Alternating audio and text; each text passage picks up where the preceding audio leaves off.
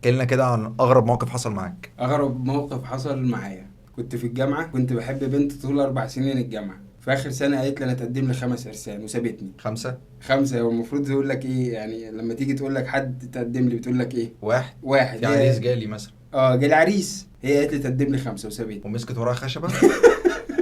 ما هو غريبه 5.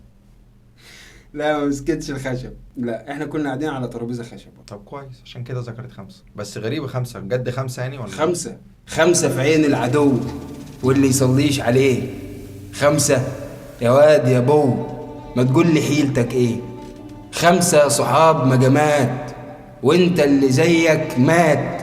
يا هلا الله بصوا عليه، مليان عيوب وحاجات، ولا حيلته شقة تلم، ولا ليه وديعة في بنك، ولا حتى ورث لعم، والحالة يمكن ضنك. ودينا هو على البر والرب بعت شر. ولا حد قال لك هات، ولا حد قال لك خد، ولا حد قال لك جيب، ولا حد قال لك ود. انت اللي جيت ملهوف وبديت باعجابك، جيتني بكلام منجوش واديتني اشعارك. خليني زي اختك او واحده في صحابك، ويا ريت ما تسالنيش هختار ما بينهم مين. انا قلبي متحير وال5 دول حلوين، ابعد لي بس انت وانا نجي منهم زين. قبل ما اقول سلامات يا صاحبة العرسان، ليل الحزين بيدوم ونهاره مش بيبان، والنوم جفا جفنه والشعر كان له بيان، واللدغ مش ساهل لو حتى كان بلسان.